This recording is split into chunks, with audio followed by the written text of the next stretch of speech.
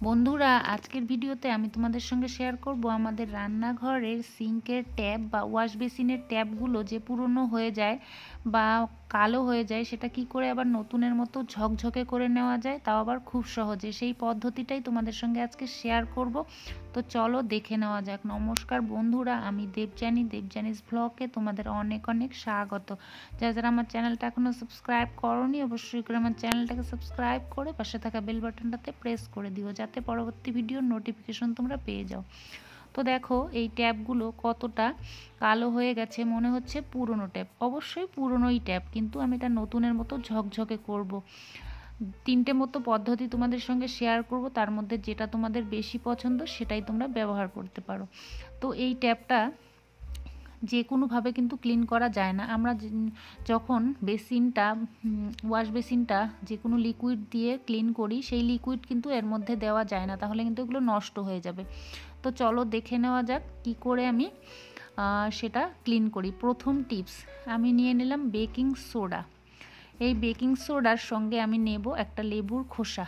তোমরা লেবুর খোসা যদি থাকে ফ্রিজে অবশ্যই রেখে দিও, সেটা দিয়ে অনেক কাজ হয়। আমিও অনেক কাজ করি তার মধ্যে। এখন আমি এটা ক্লিন করব। তোমরা চাইলে ভিনিগার নিয়ে নিতে পারো, আর ভিনিগার যদি তোমাদের হাতের কাছে না থাকে তাহলে লেবু থাকলে লেবু নিতে পারো, আর যদি লেবু না থাকে তাহলে আমার মতো খোসা ইউজ করতে পারো। তো দেখো কতটা কালো হয়ে গেছে, জলের দাগ বসে বসে একদমই কালো হয়ে গেছে। তো এটাকে ক্লিন করব, তো সেই জন্য সেই মিশ্রণটা নিয়ে নিলাম। মিশ্রণটা নিয়ে এসে এবার এই ওয়াশ বেসিনের ট্যাপটাকে পরিষ্কার করব। তার জন্য এটাকে অবশ্যই মেখে রেখে দিতে হবে। তো এই ট্যাপগুলো কিন্তু আমরা যে কোনো জিনিস দিয়ে ক্লিন করতে পারি না। আমি ওয়াশ বেসিনটা অবশ্যই লিকুইড দিয়ে পরিষ্কার করেছি। তো আমরা যেটাই ব্যবহার করি, হারপিক বা যে কোনো লিকুইড ব্যবহার করি, সেটা কিন্তু কখনো ভুলেও এই ট্যাপের মধ্যে দেবে না, তাহলে কিন্তু ট্যাপটা কালো হয়ে যাবে। সেক্ষেত্রে অবশ্যই অনেকে সার্ফ সাবান দিয়ে করে, কিন্তু সার্ফ সাবান দিয়ে ক্লিন করলে অতটা ঝকঝকে ভাব আসে না, আর নতুনের মতো কিন্তু একদমই লাগে না। তো আমি যেটা দিয়ে করব সেটা দিয়ে করলে একদম নতুনের মতো ক্লিন হয়ে যাবে। তো দেখো আমি এই লেবুর খোসা দিয়ে বেকিং সোডাটাকে লাগিয়ে নিলাম। তো বেকিং সোডাটা খুবই কার্যকরী ক্লিনিংয়ের ক্ষেত্রে। কিছু কিছু এমন জিনিস আছে যেগুলো বেকিং সোডা দিয়ে খুব সুন্দর কাজ হয়। সেক্ষেত্রে আমরা অনেক এমন জিনিস আছে যেগুলো সার্ফ সাবান দিয়ে পরিষ্কার করলে হয় না। সার্ফ সাবান সব জায়গায় কিন্তু কাজ হয় না। কিছু কিছু এমন জিনিস আছে বেকিং সোডা দিয়ে করলে খুব ভালো হয়। বেকিং সোডাটা খুব কার্যকরী একটা উপাদান, যেটা ক্লিনিংয়ের ক্ষেত্রে আমরা অনেকেই ব্যবহার করে থাকি। এটা খুবই ভালো, এটা কিন্তু খুব একটা দাম নয়। এটা আমি সার্ফ সাবানের দামেই কিন্তু কিনে নিয়ে আসি অনেকগুলো করে, আর অনেক দিন যায়, একটু হলেই হয়ে যায়। সেক্ষেত্রে আমি 1 চামচ নিয়েছি, 2টো ট্যাপ ক্লিন করব, তাতেই কিন্তু হয়ে যাবে। তো দেখো লেবুর খোসাটা কিন্তু দিয়ে আমি মেখে নিয়েছিলাম, সেই ট্যাপটা আবার আরেকটা ট্যাপ মেখে, 2টো ট্যাপই আমি মেখে নিয়েছি। এবার 1 মিনিট মতো রেখে দিয়েছিলাম, এবার আমি এটাকে ক্লিন করব। তো আরেকবার একটু ঘষে আমি এটাকে ক্লিন করে তোমাদেরকে দেখাবো। একটা টুথব্রাশ পুরনো নিয়ে নিলেই হয়ে যাবে। টুথব্রাশটা এই জন্যই লাগবে যে কর্নারগুলোতে ময়লা জমে গেছে, সেই জায়গাগুলোতে একটু ঘষে দিতে হবে, তাহলে খুব সুন্দর চকচকে হবে। তো দেখো পুরনো ট্যাপটাও নতুনের মতো ঝকঝকে হওয়া শুরু হয়ে গেছে অলরেডি। এখন আমি ধুয়ে তোমাদেরকে দেখাবো। তো তোমাদের যে পদ্ধতিটা ভালো লাগবে সেটাই তোমরা করো। আমি সবগুলো পদ্ধতি শেয়ার করব, 3টে মতো পদ্ধতি। তো তোমাদের যেটা পছন্দ হবে সেটাই করো। তো দেখো কতটা ক্লিন হয়েছে, ঝকঝক করছে এই সিঙ্কটা। তোমাদেরকে আরেকটা সিঙ্কও আমি দেখিয়ে দিচ্ছি যে সেটাও কতটা ক্লিন হবে।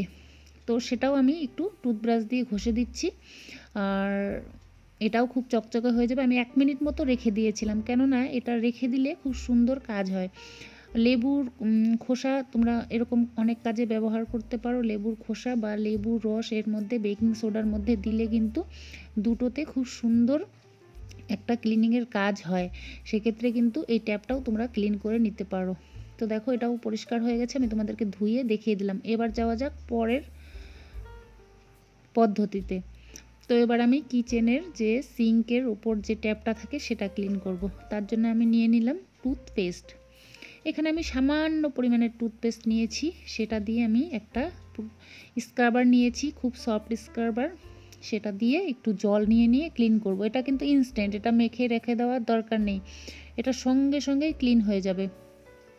এটা তোমরা প্রত্যেক সপ্তাহে একদিন করে নিতে পারো, তাহলে কিন্তু কখনোই এই ট্যাপগুলো কালো হবে না। তো সেক্ষেত্রে একটা টুথব্রাশ অবশ্যই ব্যবহার করবে, পুরনো টুথব্রাশ রেখে দেবে, তাহলে খুব সুন্দর চকচকে হয়ে যাবে। তো এইভাবে তোমরা প্রত্যেক সপ্তাহে একদিন করে নিতে পারো, তাহলে দেখবে যে সিঙ্কের উপর যে ট্যাপটা কোনো সময় কালো হবে না, এটা সব সময় ঝকঝকে থাকবে। এই পেস্ট দিয়ে কিন্তু আমরা অনেক কাজ করতে পারি। আমি একটা পেস্টের ব্যবহার সম্পর্কে একটা ভিডিও দিয়েছি, সেটা আমি ডিসক্রিপশন বক্সে দিয়ে দেবো, তোমরা চাইলে দেখে নিতে পারো। এই পেস্ট দিয়ে অনেক কাজ করতে পারি আমরা, তোমরা যদি চাও সেই ভিডিওটা অবশ্যই দেখে নিও। পেস্ট দিয়ে আমি 12টা টিপস দিয়েছি। তো তোমাদেরকে ধুয়ে দেখিয়ে দিচ্ছি কতটা ঝকঝকে হয়ে গেছে আর শাইন করছে, মনে হচ্ছে নতুন। এটা কিন্তু নতুন একদমই নয়, পুরনো ট্যাপকে আমি নতুনের মতো সবসময় ঝকঝকে করে রেখে দিই। তো এভাবে করেই যদি তোমরা করো তাহলে দেখতে পারবে যে তোমাদের এই ট্যাপগুলো খুব সুন্দর চকচক করবে সব সময়। তো আমার রান্নাঘরে আরেকটা ট্যাপ রয়েছে, সেটা তোমাদেরকে আরেকটা পদ্ধতিতে ক্লিন করে দেখাচ্ছি। তো এই ট্যাপটা আমি ক্লিন করব এই শ্যাম্পুটা দিয়ে। এই শ্যাম্পুটা কিন্তু ক্লিনিংয়ের ক্ষেত্রে খুবই কার্যকরী, এটা দিয়ে রান্নাঘরের বা কিচেনের অনেক জিনিস আমি ক্লিন করি। আজকে তোমাদেরকে এই সিঙ্কের উপর যে ট্যাপটা সেটা ক্লিন করে দেখাবো। এটা কিন্তু অনেকটাই ময়লা হয়ে গেছে, শুধুমাত্র 1 টাকা দাম, কিন্তু 1 প্যাকেট দিয়ে অনেকগুলো কাজ করে নেওয়া যায়। তো সেক্ষেত্রে আমি এর মধ্যে একটুখানি নেব। তো যে কোনো একটা স্ক্রাবার তোমরা নিতে পারো, অবশ্যই একটু সফট স্ক্রাবার ব্যবহার করবে। তো আমি একটা পুরনো রেগুলার স্ক্রাবারই নিয়ে নিয়েছি, সেটা দিয়ে আমি ক্লিনিংয়ের কাজগুলোই করি। তো সেটার মধ্যে একটু শ্যাম্পু লাগিয়ে আমি এটা এবার মেখে একটু পরিষ্কার করে নেব। এটা কিন্তু রেখে দেওয়ার একদমই দরকার নেই, সঙ্গে সঙ্গেই ক্লিন হয়ে যায়। তো এটা তোমরা প্রত্যেক সপ্তাহে এভাবে ক্লিন করতে পারো। আর একটা টুথব্রাশ অবশ্যই সামনে রেখে দেবে, সেটা দিয়ে যে সাইডগুলো হয় সেই জায়গাগুলো একটু ডলে দেবে, তাহলে দেখবে যে আর ময়লা জমতেই পারবে না। এখানে যদি পরিষ্কার না করা হয়, কিছুদিন জলের দাগ বসেই কিন্তু সাইডগুলো একদম কালো হয়ে যায় আর দাগটা বসে যায়, পরে আর উঠতে চায় না। সেক্ষেত্রে যদি প্রত্যেক সপ্তাহে করে নেওয়া যায় তাহলে আর ময়লা বসতেই পারবে না, তাহলে খুব চকচকে থাকবে। আমি প্রত্যেক সপ্তাহে করি আর রাত্রেবেলাও করি।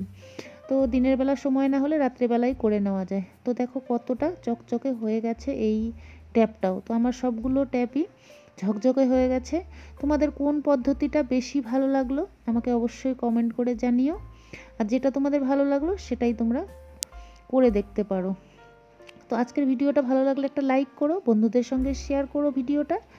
সবাই ভালো থেকো, নমস্কার।